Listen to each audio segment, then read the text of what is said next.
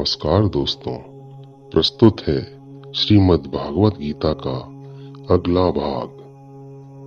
अपाने जुह्वति प्राणं प्राणे पानं तथा परे प्राणापानगतिरुद्ध्वा प्राणायामपरायणः अपरे नियताहारः प्राणान् प्राणेषु जुह्वति सर्वेप्येते यज्ञविदो यज्ञक्षपितकल्मषः। इस श्लोक में कृष्ण प्राणायाम से जुड़े आयाम बता रहे हैं। जरा ध्यान देके सुनिएगा दोस्तों।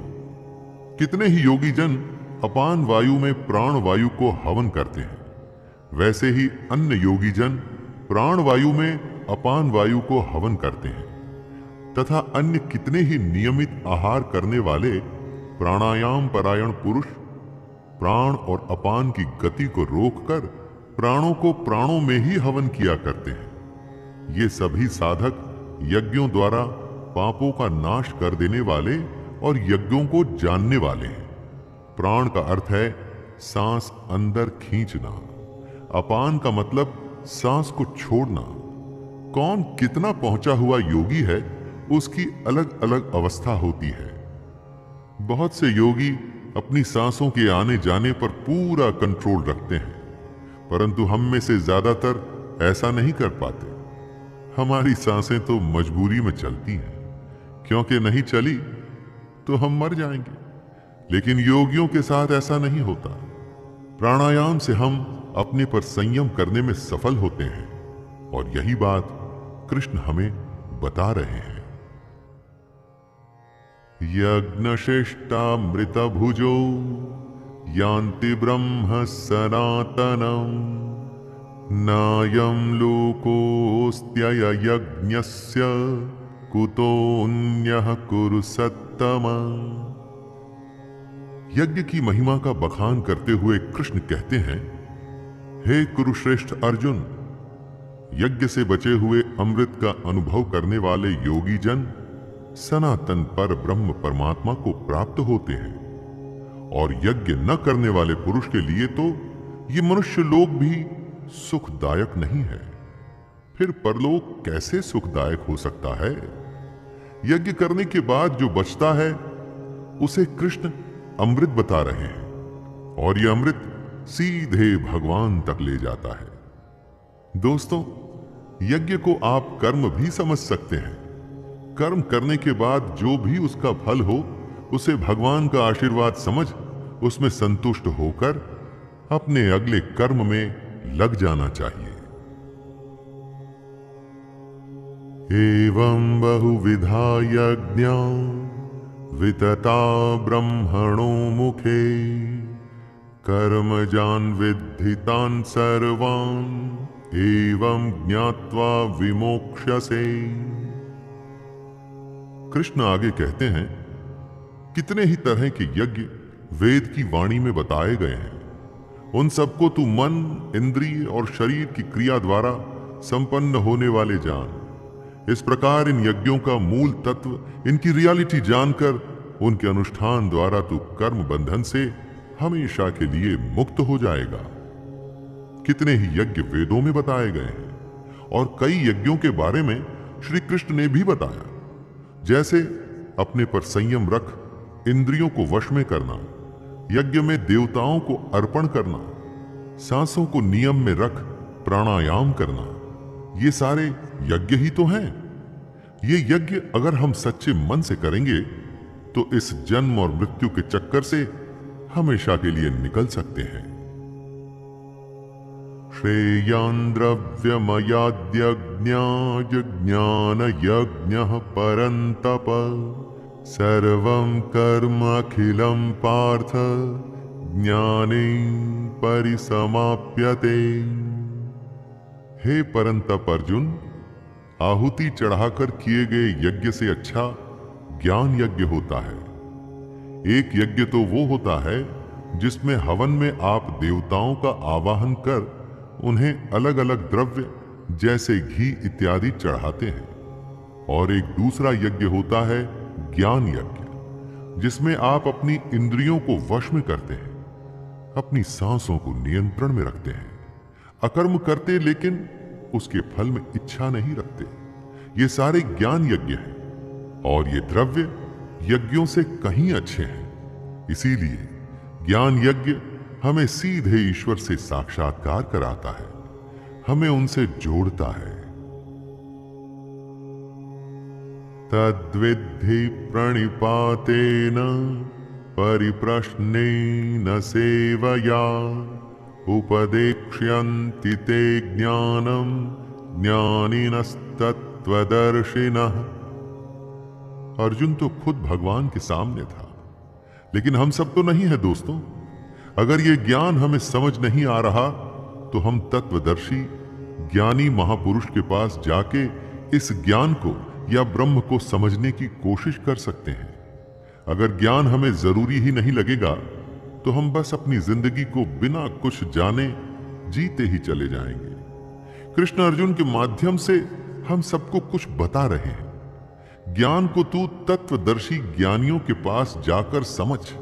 उनको भली भांति दंडवत प्रणाम करने से, उनकी सेवा करने से और कपट छोड़कर सरलता पूर्वक प्रश्न करने से वे परमात्मा के तत्व को भली भांति जानने वाले ज्ञानी महात्मा तुझे उस तत्व ज्ञान का उपदेश करेंगे।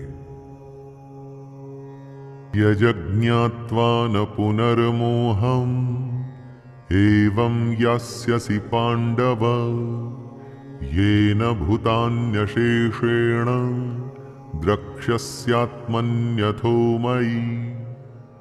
हम सब अपना काम करते हैं, कमाते हैं, हमारा परिवार बढ़ता है, हम बूढ़े होते हैं और इस तरह से ये चक्कर निरंतर चलता रहता है। क्यों करते हैं हम ऐसा? क्या जरूरत है ऐसा करने की? क्यों आए हैं इस दुनिया में हम? अज्ञानियों को इसके उत्तर की जरूरत नहीं पड़ती। आपके आसपास कितने लोग ये सवाल करते हैं? ज्यादा नहीं, लेकिन जिसमें थोड़ा सा भी ज्ञान है ना, वो ये जानना चाहता है। और यही जानने के लिए हमें तत्वदर्शी ज्ञानियों के पास जाकर के समझने की कोशिश करनी चाहिए। तभी तो हम मुंह से छूटेंगे और भगवान की इस दुनिया को समझने की कोशिश भी करेंगे।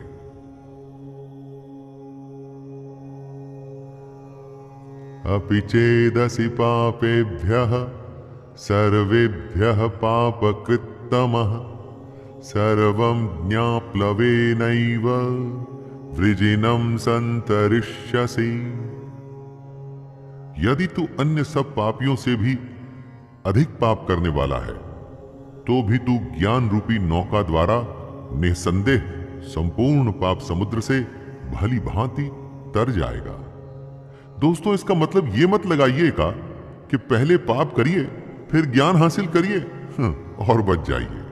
यहां कृष्ण ये कह रहे हैं कि आप इस भ्रम में, डाउट में मत रहिएगा कि हम बहुत बड़े पापी हैं, हमने तो कभी यज्ञ या भगवान को अच्छे से याद नहीं किया, तो ज्ञान हासिल हम कभी कर ही नहीं सकते। हर कोई कर सकता है। जिसमें इच्छा है ज्ञान को हासिल करने की, वो हर कोई कर सकता है। भगवान की असलियत जानने की, वो ज्ञान पे सवार होकर बाकियों से कहीं आगे भी निकल सकता है। तो देर किस बात की दोस्तों, आइए प्रारंभ करें। यथैधांसि समिद्धोऽग्निर्भस्मसात् कुरुतेऽर्जुन ज्ञानाग्निः सर्वकर्माणि भस्मसात् कुरुते तथा। हे अर्जुन, जैसे जलती हुई आग में ईंधन जलकर खत्म हो जाता है, वैसे ही ज्ञान रूप अग्नि हमारे सारे कर्मों को भस्ममय कर देती है। ईंधन को जब आप आग में डालते हैं तो ईंधन बचता नहीं, सब आग बन जाता है।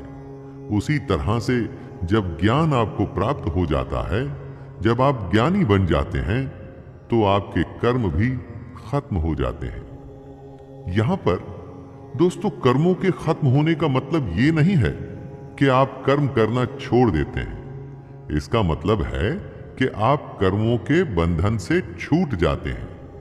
कर्म करते हैं उसे कर्तव्य मानकर, ना कि उसके फल के लिए। यही तो ज्ञान है जिसे हम सबको जानना चाहिए। न हि ज्ञानेन सदृशं पवित्रमिह विद्यते तत्स्वयं योगसंसिद्धः कालेनात्मनि विन्दति। ज्ञान हर किसी को शुद्ध कर देता है। कितने ही समय से कई लोगों ने कर्म योग के द्वारा ऐसे ज्ञान को हासिल किया है। अगर मन में इच्छा न हो तो आप काम नहीं करते। उसी तरह से अगर किसी के मन में ज्ञान को समझने की, उसे जानने की जिज्ञासा नहीं है तो उसे ज्ञान कैसे मिलेगा? मन में ज्ञान के प्रति सवाल पैदा करके कर्म योग से ज्ञान हासिल किया जा सकता है। ऐसा कृष्ण कह रहे हैं, जिसका मन साफ है, ज्ञान की इच्छा है और जो निष्काम कर्म करने के लिए तैयार है, वो ज्ञान हासिल कर सकता है। श्रद्धावान लभते ज्ञानम तत्परः संयतेन्द्रियः ज्ञानम लब्ध्वा परां शांतिं चिरेणाधिगच्छति। इंद्रियों को जीतने वाले, मेहनत करने वाले और श्रद्धा रखने वाले मनुष्य को ज्ञान प्राप्त होता है तथा ज्ञान को प्राप्त होकर वह बिना देरी के उसी समय ही उसे भगवान की परम शांति मिलती है। जब आप एग्जाम, परीक्षा देने जाते हैं और अगर आपको सारे जवाब मालूम हैं तो परीक्षा देने में कोई परेशानी नहीं होती दोस्तों। उसी तरह से जो इंद्रियों के वश में करने की कोशिश कर रहा है, जिसके मन में ईश्वर के प्रति श्रद्धा है, उसको इस दुनिया की सच्चाई समझने में या ज्ञान हासिल करने में ज्यादा समय नहीं लगता। सही लगन और सही तरीके से आप दुनिया में कुछ भी हासिल कर सकते हैं। अज्ञश्च श्रद्धानश्च संशयात्मा विनश्यति नायं लोकोऽस्ति न परो न सुखम संशयात्मनः।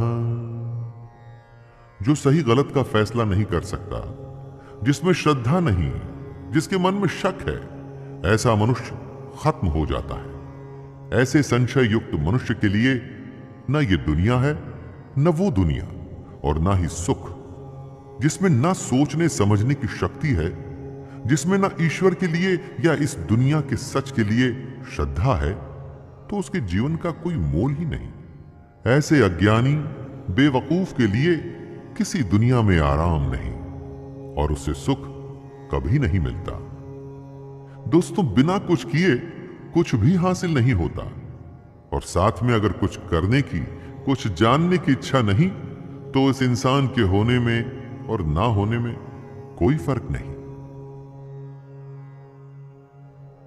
योग संन्यस्त कर्माणं ज्ञान संजिन्न संशयम् आत्मवन्तं न कर्माणि निबध्नन्ति धनंजय।